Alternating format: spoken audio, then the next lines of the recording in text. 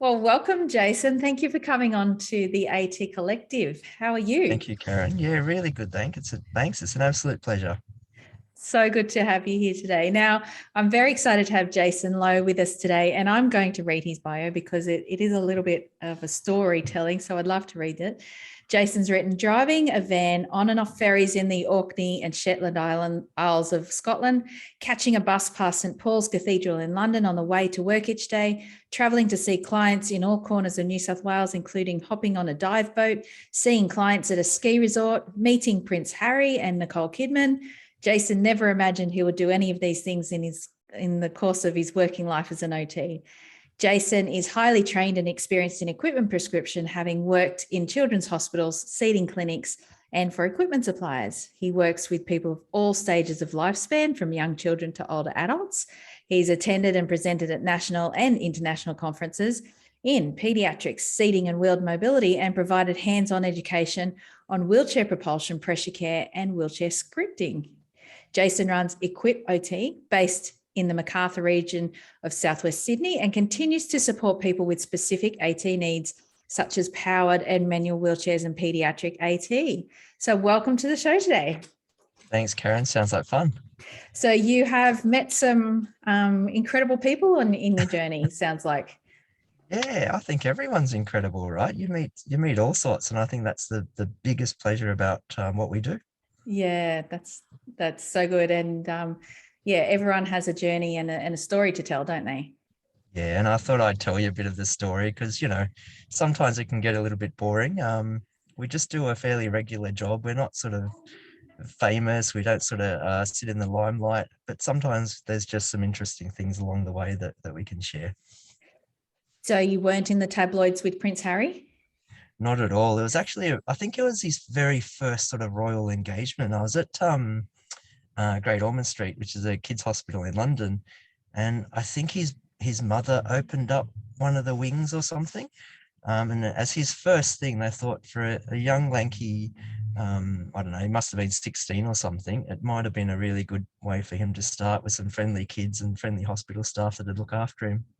Oh, so he was a young one at the time. Yeah, I'm saying he's 16. He could have been younger. He was this Yeah. skinny, lanky thing. He towered over me. And I looked after him a little bit. It felt like there was a little boy that needed some looking after. Yeah. And so Nicole, how did you meet her? Sydney Kids Hospital. She had her minders, and you weren't meant to approach her or anything. And like, if Nicole Kidman's walking down the corridor, how can you not say hi and hello and what are you doing here? So I was quickly sort of shooed off, but she did say hi, and she was really nice. Yeah. So being in the right place at the right time. Absolutely. Yeah. Yeah. Fantastic. All right. Well, to get started, could you tell us something about you that not many people would know about? I think as an OT, you have a fairly level disposition, right? And not many people would know that I do have a bit of a temper. And to get me a bit cranky, all you have to do is take something from my toolbox and put it back the wrong way. That sort of probably shows the worst side of me, and probably the funniest as well. Well, funny to some people. I try to sort of pretend that it's nothing, but it's a big deal. Well, it's good to know where your tools are, isn't it? Yeah, absolutely. I love it. I'm very specific with the types of tools that I use. It's a very particular sort of AT that I do. And it's very particular tools that you kind of need to do the job really well. And I like them in the right spot as well, Karen. Is there one particular tool that is your secret go-to weapon? Yes. There's a particular type of Allen key. It's a T-handled one, and the company's Bontus, I think. And when you turn them, they kind of spin really quickly. So when you've got a bolt, like, they just come out really easily. So I've got a 4 and a 5 millimeter one, and they're the ones that I use all the time. So that's kind of a bit of a favorite tool. So if you want to make me really cranky, do something with those ones. So you've been an OT for a little while now. So Yep. where did that all start? Started off I started off as a peds OT because that's all what I wanted to do. But it wasn't always that way. We've spoken about the tools and stuff already. I just assumed I was going to be an engineer growing up. I've always had that sort of a mind. It probably fits with the AT that I do. And I thought, okay, well, I need to have a second option, right? In case, I change my mind or something. And I thought, well, let's have a look at pharmacy at my local hospital. So that was Bankstown Hospital, which happened to be where I was born as well. And I thought, yeah, this is pretty boring. You're just counting drugs and just checking things twice. And, it's an important job, but it's not for me. It's a bit boring. But the very last day, the pharmacists were all sick and they had to farm me off to somewhere else. And there was physio, radiography, nursing, and OT. I knew what the others were, but I had no idea what OT was. So I thought, look, I've just got to go with these OTs, whoever they are. And there we go. I'm an OT. Does the therapist know that one day changed your future? I don't think so. I don't think I ever met them again. I can't remember their name. I wish I could. I would love to sort of look them up and say, hey, look, you've made a really big difference. So at the time, I think the hospital only had 2 or 3 OTs. They must have 30 odd now. And they did a mix of things. They did some hand therapy. They did some developmental peds. And it was the peds stuff that I thought, this is really cool. I can do this. So yeah, that's where it started. And I started off as a peds OT for probably 4 years. But then I did I worked in London doing that kind of work. And over there, it was set up a little bit differently to New South Wales, where if you did developmental peds OT, you very much did that stuff and you didn't do any equipment prescription and that kind of thing. But over there was a bit more of a mix, and I'd see some of my clients come back from seating clinics with wheelchairs that they'd been scripted. And I kind of looked at them and I thought, they don't look just right to me. They don't look spot on. It seems like they're slowing the kids down.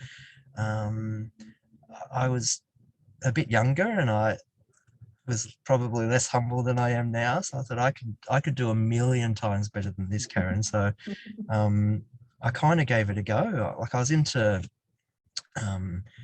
mountain biking, and mountain bikers have very expensive gear. And when you see a $200 Kmart bike versus a $15,000 mountain bike, where everything, like, you'll pore over component lists and you'll find the right part that does everything that you want. You'll throw a $200 part or a $2,000 part away because it's 2 degrees off and it doesn't feel quite right. A little bit like wheelchairs, right? Like I know you can get your Aldi specials, and you can also get your $20,000 wheelchair where they give you a CAD drawing and you look at every single measurement. Some of these chairs, you can't even adjust the measurement. You just order it and it comes. And if you're stuffed up, you're stuffed up. So yeah, there's some similarities there. And I've always enjoyed it. I've loved it. So you sounds like you've been working in assistive technology for a number of years now. And sounds like wheelchairs is some of the main areas of AT. Is that right? Yeah, very, very much so. So most of my clients, it's pediatric AT or configured wheelchairs. So your manual, your powered chairs, your sports chairs, that kind of thing. I do your standing chairs, your chin controls, like alternative controls with your chairs, all that kind of stuff.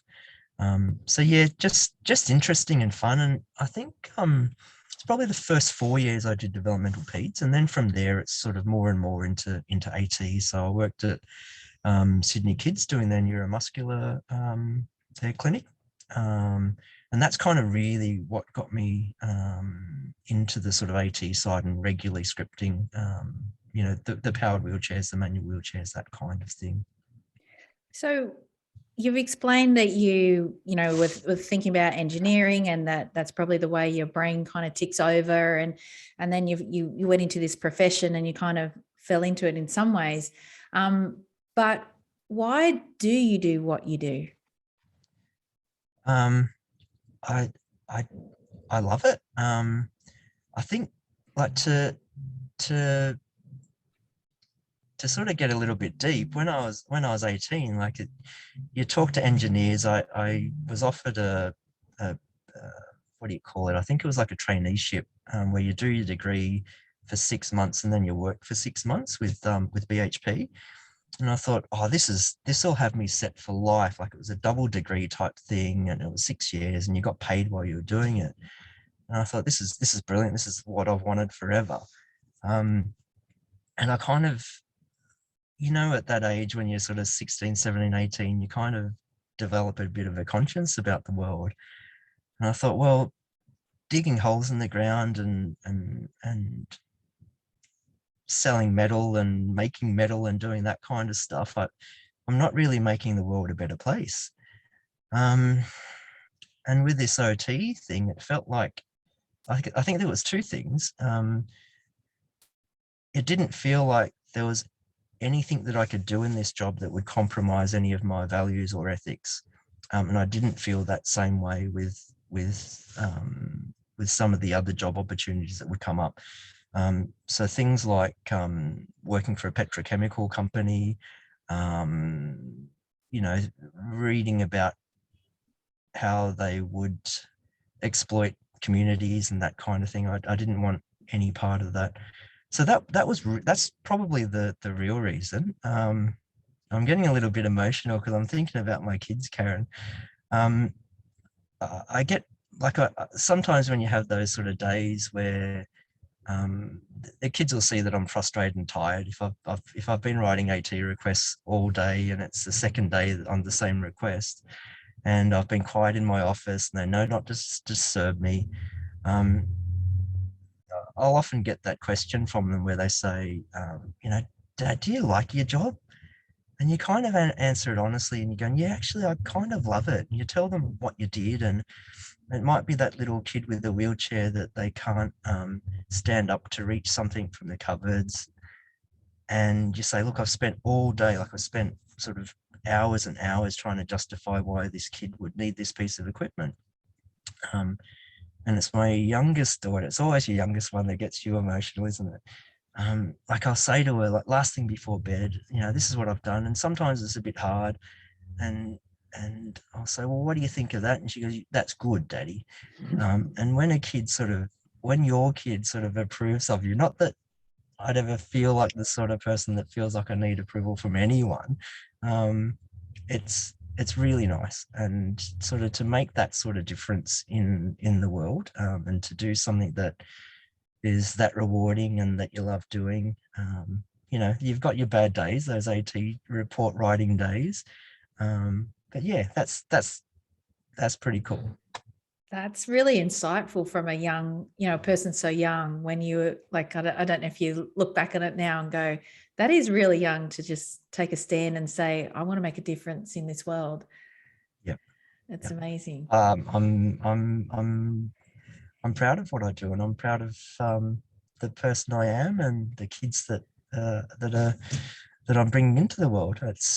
I don't regret anything. I think I wish I had a higher paying job sometimes, but we're okay. We're doing all right. Yeah, lovely.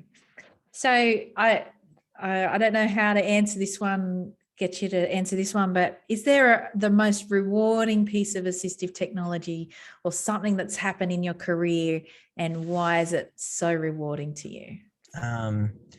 I think it happens all the time, Karen. I think, like, I tried to think about that one time, and it's all the time. Like, you get these amazing experiences and that all the time, and it's not always AT. Excuse me. So I remember sort of probably my very first year of being an OT, and there was a child I was working with, and her goal was to ride her bike. She went on holidays, they're on the Gold Coast or something, and suddenly I get this phone call on a Sunday on my mobile, and I thought I'd answer it. And it was the mum apologising, and her daughter wanted to call me straight away because she could ride a bike after 6 months of work. And it's those sort of things where you're just making a difference in someone's life. So it's that kind of stuff. I mean, with AT, it's everything. It's sometimes it might be turning on the Paralympics and you see whatever sport it is, and you see your chair that you scripted, Yeah. and you see the person that's sort of like, I've never represented Australia, and I'm 47. It's probably a little bit late now, but it's pretty cool to see, to turn it on and you make sure you catch their game, whether it's whatever sport it is, you make sure you catch their game and you cheer them on, and to see something work so perfectly at the very highest level is pretty cool. Um, uh, the big one's always been, I've worked a lot with kids with neuromuscular conditions like Duchenne. Um, and I love seeing those kids when you can make a difference. So, there's not many male OTs out there. There's not many male health professionals, and you kind of, life's a little bit different. That invincibility, that stupidity that teenage boys have, and teenage girls don't seem to have the same brand of stupidity. That sort of risk taking, the speed, the power, that kind of stuff. And when you see those kids with Duchenne and they've sort of, their function deteriorates over time, they've been using a manual chair for a time, they're going into high school and they're the sort of kid in the corner that's a bit quiet, where all the other boys are, they're shoulder charging, they're pushing each other around, they're playing footy, they're hitting each other, they're doing dumb stuff. To have this kid that is moving around at 2Ks an hour and doesn't think they can do stuff and avoids stuff, and they're playing video games at home in their lounge room or whatever, to be able to sort of go, hey, look, it can be different to that. It's kind of, you can go, well, how about this? We can sort of get you around in a different way. You can have control in your life. You can decide where you go. You can decide how you do it, how fast you want to do it. Your mum can tell me to turn this thing down, but I don't have to turn it down. If I know you're safe, I make that decision, and then you and your mum can talk a little bit more and work things out. So I kind of joke about making monsters. I love making monsters. Those little kids where they're 4 and the mum wants another stroller, and you kind of go, oh, I think you can do a little bit more. I think you can get around yourself. And to sort of be able to get sort of some, manual chairs, for instance, that are perfectly scripted. The wheels are in the right spot. They can turn on the spot. They can zip around. But to throw a kid in one of those chairs and set it up, like, we might be talking kids like seats that are that wide, so 8 inches wide or whatever, and to see them sort of run around, when they, like a flock of seagulls with their siblings, and that they disappear. Mum's worried about them stacking it, like that. That to me is just the best. I love it. I couldn't pick one highlight. It's just that stuff all the time, Karen. It's all the Yeah, time. that's amazing. So to me, we talk about assistive technology, and we often mean like the pieces of equipment, the wheelchair, the wheels, the hoist, the bed, whatever it might be. But it sounds like AT is just a tool to get, Completely. which is like, it's not the end result. It's not like, oh, I got this $20,000 or $30,000 or $50,000 thing, so I'm the best OT ever. It's more, what's the functional change? What have you created in that person's Yep. world that Yep. helps them to hit their goals and Absolutely. Like live life? I love spending, like, it's 20 years and counting, or 25 years 26 years I think I've been in OT and counting, and I love it. I can't see myself doing anything else. And that sort of, that person inside me that loves the tools and the gadgets and the attention to detail and the millimeters and the biomechanics and the mechanics, that kind of stuff is cool, but it really is part of a toolbox. The reason why you do something, the reason why you love it, the reason why I'd be an OT if I stopped being an OT and I'd still look at things in the same way, is being able to sort of, like, it's not about us. It's not about how clever we are and everything else. It's about sort of making a difference for someone, and we're very much in the background, I think. Yeah, that's amazing. So I'm guessing on your journey, you've had challenges to overcome, and whether it's working with AT or just working with people in general, what do you do when things don't go to plan? Um, I'm really good with advice, Karen. Like giving it to other people, I'm fantastic.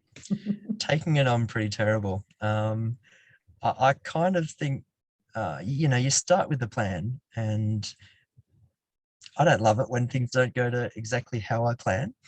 But I think sort of professionally, and I'm trying to sort of do that more personally as well, is when things don't go to plan, it's just that trying to take stock, trying to look at it from a different point of view, trying to do things a little bit differently. So it's sort of more of a chance to go, okay, look, we've started out with a plan.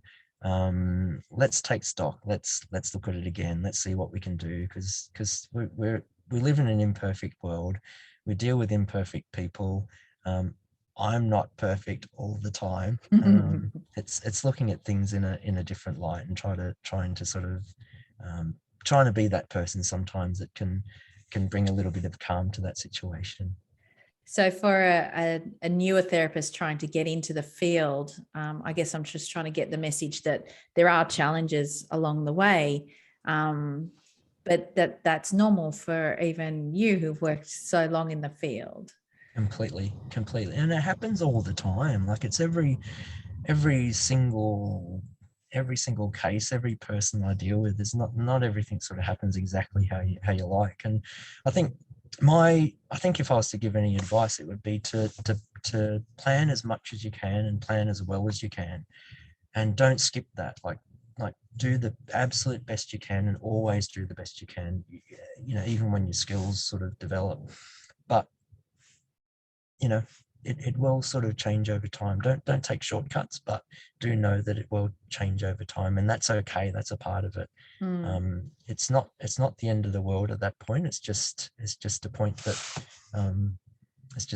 we have to keep working on. Yeah, don't give up. Yep, completely. Have there been any role models or people who have encouraged you on your career?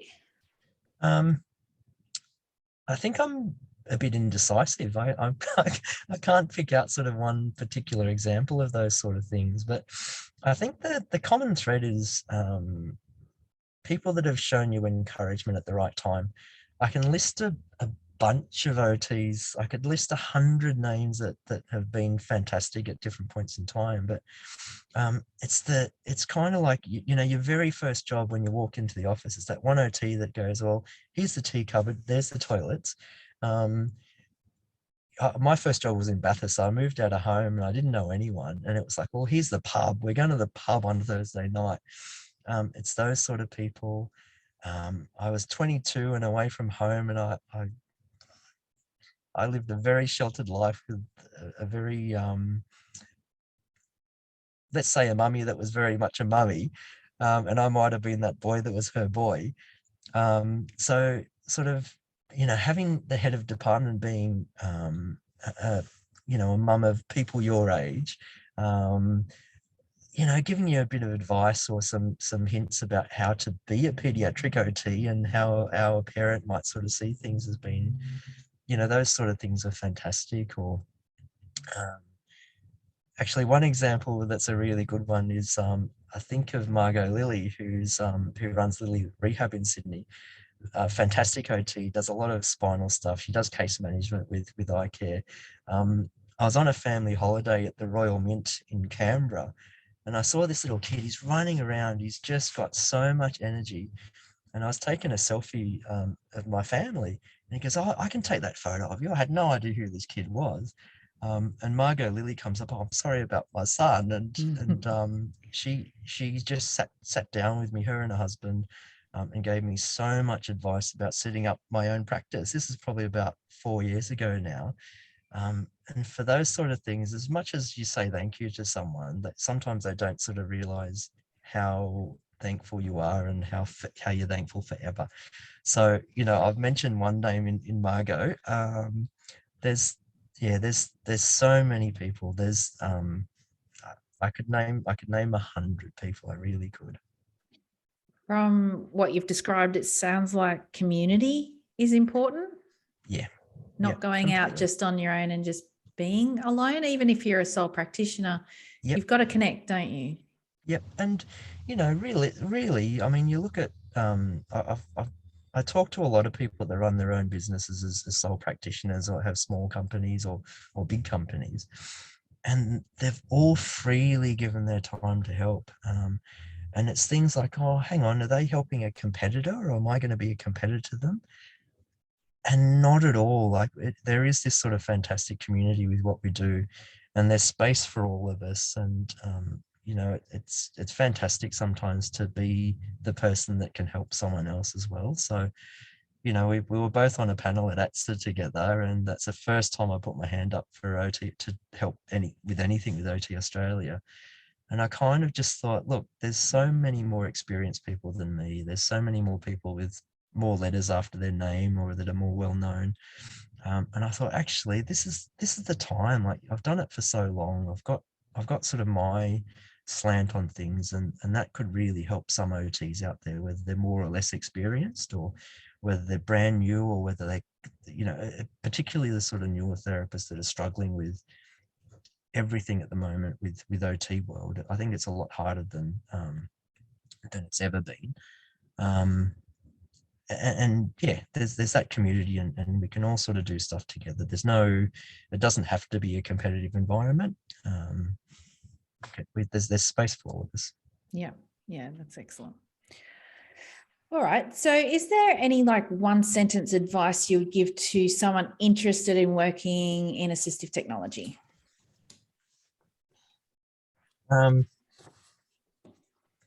There's so much. We've touched on so many things, Karen. We've touched on that community side. We've talked about resilience a little bit. We've talked about why we do it. The one thing, now I'm going to be a little bit down the line here. I love what I do. I spend a lot of time doing it, and I try my best to do it as well as I can. So I think if I was to say anything with anyone wanting to do OT, do the best you can. So do the absolute best you can. Do not take any shortcuts. We owe it to our clients. Never stop learning. So there's about 50 sentences there, but just get better, get better at what you do. Enjoy that. You can't do it without enjoying it, but you've got a responsibility to your clients to do it really, really well. Do you think you've ever made it? Is there a point where you... No, I doubt myself all the time. I feel like an imposter right now. I think I have my moments, Karen. Like I said, when you see that person, say that the person with the sports chair that gets it just right, like that, and you see everything about how they turn it, how they're going in a straight line, the way they're turning it with their hips. Like you look at that and you just go, I've had a part to play with that. Or it's that kid where sometimes I get called to look after kids or people where the AT's failed, where it's been scripted by someone else, or that they've grown out of it, or that's no longer, they've changed and there's something about it that doesn't work. It feels fantastic, or I kind of feel like I've made it's the input's been me. I'm sort of trying to be humble and not. But when you've made that difference, and you see it when you see the person in the new chair, or you've adjusted it, and yeah, I sort of walk a little bit taller those sort of days when you do that. So there are times when I don't feel like I've made it, but I feel like I've made the difference. And I kind of after this length of time, I do feel like I've got a bit of expertise in one particular area. Yeah, I'm sure you really, really do.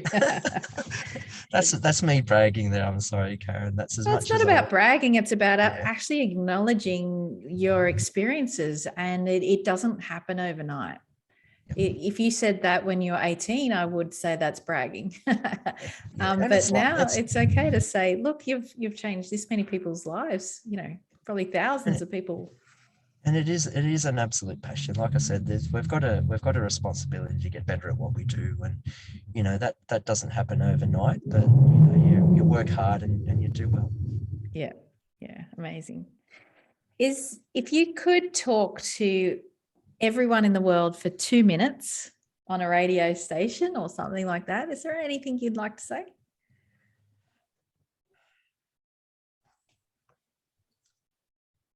It's really hard, Karen. I think we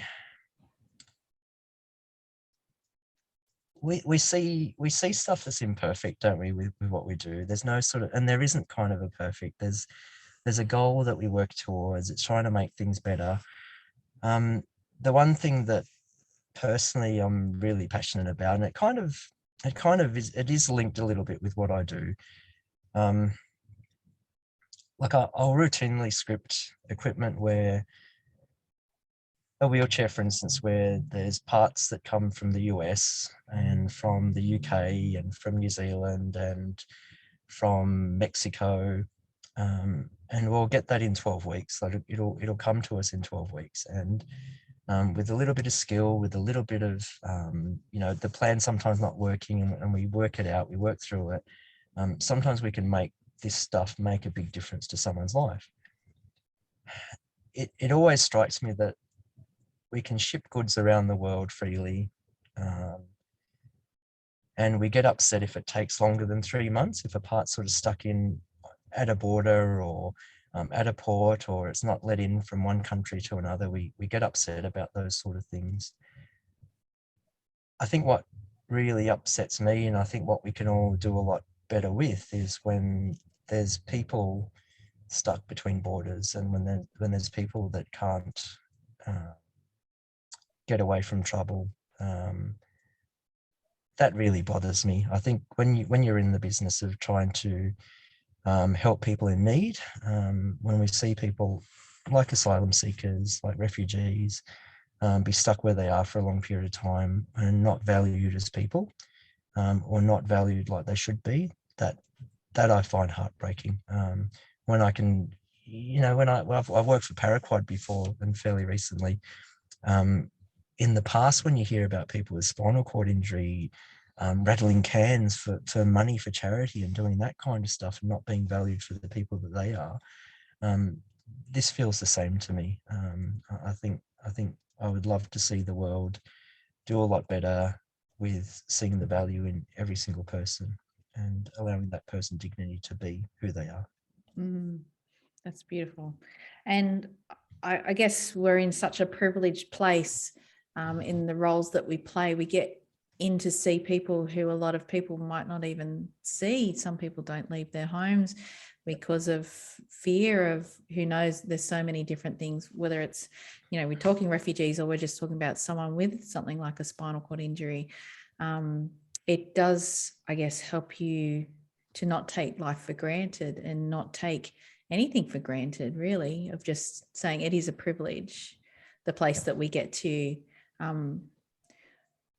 use that analogy of refugees trying to get out as to give the wheels to someone who can't walk. It's a privilege, and to do it well, it is a privilege. It's not a right. It's something we earn through practicing and growing our scope and becoming better at what we do to change lives. So it's amazing. All right, and wrapping up with 3 lessons that you would like to share. I think the first one, again, I'm really good at giving advice, Karen. Really bad at taking it. I feel that OT and the environment that we're working in at the moment is harder than it's ever been. So in my time as an OT, just the bureaucracy and the constant change and the time demands and everything else, I just see some really burnt out, stressed OTs around. I think if there's anything I can say is for just to try to look after yourself a little bit better, try to look after your mates a little bit better, because it's not easy. Like I think I mentioned an example of there's some fantastic Facebook groups. So the NDIS OT Providers Forum is amazing, but I've turned all my notifications off a little while ago because I just found it so hard to see so many of our colleagues sort of just at their wits' end. I sort of think, well, at some time at night, I've got to turn all the notifications off and give myself some time, give my family some time. And I think we've got to find a way for ourselves to look after each other. And I think sort of going back to that sort of the frustrated OT, I'd sort of encourage people to try to change the narrative as much as you can. So the example I love and the sort of thing that I always say is welcome the question. So when you've got that planner that's sort of saying, well, I'm not going to fund that because it doesn't seem to make sense. Welcome the question. Like it's the kind of opportunity, if you like, where say something sort of not gone to plan, that wheelchair wasn't approved straight away. It might be that sort of time to say, hey, look, I can educate someone that doesn't know. I can show them what makes a difference. I can look at the question in a different light to say, hey, they're not saying no. They're just saying, I need a little bit more information. And if we're the people that can give that information, we become the people that can make the difference, right? So when you look at it that way, it's a different story. I thought I was going to quit OT about 15 years ago because of that, because I was sick of, it was Enable New South Wales at the time, sort of questioning everything that I did. And I didn't see a way around it. But, you know, like I've probably, and when I say try to look at it in a different light, it might have taken me 5 years to get to this point where I am at the moment. And I'm happy with it, Karen. So I'm happy with that question when they say no or when they ask the question. I might sort of hold my head a little bit for a second and I might take a deep breath. But when you can make that sort of deep breath 10 seconds and when you can hold your head for 5 seconds and then be okay for the rest of the day, I think that's a pretty cool piece of advice to that I can give, and I think that's amazing. Reframing it, because I know when I get that no caller ID phone call and you're like, here we go again, deep breath, what are we going to be against? And, these people who are working in these jobs are actually people who want to help people as well, but they've got their tick boxes. They literally need to tick their boxes and that's their role. And so if we can help them to see that, it is our role, isn't it? Like, it's not just the 100%. Paperwork. That is our role. And again, reframing, how good is it that you can make that difference? I love it when they call me as opposed to sending an email as a rejection type thing, or hearing it from the client. When it's that phone call, it's just, yes, okay, I can make that difference right here, right now. Yes. Which is great. I've got another one for you, Karen. Yeah. I've had nice coffee machines for a long time. It's taken me probably 10 years to froth milk the way I like it. And I think you can do like a course that's about $100 for a couple of hours, and you can become a barista. So I think, like I said, we've got a responsibility to be as good as we can with what we do. And with AT, it can be so complicated. I think if you can access good coaching, good mentoring, good supervision, it's a bit of a shortcut, if you like, or not just a shortcut, but it's a way to sort of take advantage of other people's sort of expertise and other people that have done it before. And who knows, you might get sort of little gems of advice like we've just sort of passed along. So I think it's very different to when I was first an OT. Like, you were the junior and you had a senior in the department, and you had the OT that was 2 years out at the desk next to you. And if you didn't know, you could ask. I think these days, especially with some of the bigger providers, and sometimes their supervisors might have particular expertise in some areas, but not everything. I think when you're in those sort of situations where there's more time pressure, there's less support readily available, it's more and more important to access that good quality coaching and mentoring. Like I do peer supervision regularly with friends that are OTs. I've got a few newer OTs that I do mentoring with. I think it's super, super important. Yes. And there's always, like you said, you're still learning. So if you're still learning, then we're all still learning. So we all need it. Doesn't matter how long you've been out. So definitely. So that's Even two. So the first one was, well, the first one was reframing when you get that call, the second, and the justification and knowing that's an opportunity. The second one is don't be a barista after 10 years. Get some training, coaching along the way. And was there another one? What was the other one? Oh, I think I did say it at the very start. Look after yourself. I think, like I said, I'm good at giving advice and I'm terrible at sort of taking it on myself. But that might be sort of my next 5-year plan, is to look after myself a little bit better. We've all got to try a little bit. That is an excellent, excellent plan. So how do people get in touch with you, Jason? Or do you want to tell us a bit about your business and anything you want to tell us about things that you're doing in your world? Yeah, absolutely. That's really we've talked about sort of the main thing I do is sort of the scripted wheelchairs, manual and powered wheelchairs, and a lot of pediatric AT. Pediatrics has been the one thing that's been consistent in my entire career, from day dot, and the ATs sort of probably for 20 plus years. It's just me doing Equip OT. There's no one else. So it's a pretty lean little business, and I like it that way. I don't like people telling me what to do. So does that just help me understand? Does that mean that are you often just focusing on that, and like you might have another primary OT who does all the other bits and bobs, and you'll focus in on your area? Absolutely. So I've got a bit of locally, I have quite a network of OTs that contact me and I contact them. So if one of my clients, for instance, needs some home modifications, then I just sort of shrug my shoulders and send them to someone else I know that's really good at that kind of thing. Or if they want to do, if it's developmental peds that they need, I haven't done that for a very long time. So I sort of send them to providers that I know do that day in, day out. Sometimes I'll get contacted by a speechy that does a lot of feeding stuff, and they need a particular position in the equipment that they've already got. So it's that kind of stuff. It's very, very specific to the stuff that I love doing, which is your pediatric AT, powered manual wheelchairs, that kind of thing.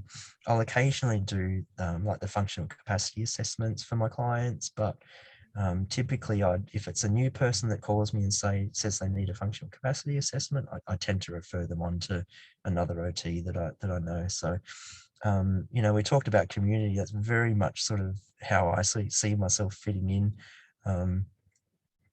So it's very much that kind of AT. I haven't told too many people about what I do, but I'm kept very busy. The easiest way is for people to contact me by email, which is just jason@equipot.com.au. And I have set up an Instagram page and a Facebook page, but there's virtually nothing on it. I'd love to get those going a little bit better, because I love the story, and I think if I can tell the story through images and pictures, that would be great. But like I said, it's just me. I'm definitely working 6 days and quite a few nights as well. So it's the sort of thing that I've got to not find time for, I've got to make time for. So in the future, hopefully I can get some more happening on social media, particularly things like Instagram, because those pictures, like that kid that I talked about with the little manual chair, or the speed that you can get with a power chair through the playground at high school and that kind of thing, that's all pretty cool. Or some of my Paralympic clients, that stuff would be amazing. And so can people, I know you said you do peer supervision. Can people get clinical supervision through you as well? Cases or? Yeah, like I said, I've got a couple of OTs that I help out at the moment. I'm probably a little bit tight for time, but call me, try me. It's very much sort of 99% of what I do is very much just that straight up AT for people that give me a call. But if there's an opening somewhere, or if I'm the right fit for someone, like it really is finding that right fit when you're looking at a mentor. It might be that I know I do the stuff that they want to do, but they just don't like the sound of my voice, or or I can't deliver that advice in a way that suits them, then that's not the right mentor. So yeah, definitely get in touch, and I'll do my best to sort of reply as quickly as I can. Yeah, amazing. Well, thank you so much for your time today. I think what I've taken away from today is just that feeling of refreshing, of knowing, what we do changes lives, and assistive technology and OTs and the other people working in the field. We're just part of it. And like you said, we're in the background to let our clients shine and to do what they want to do and live life well. So it's been such a privilege having you on today. And thank you so much for taking your time Thank you, Karen. It's a pleasure. in your busy schedule. Thank you. Thank you.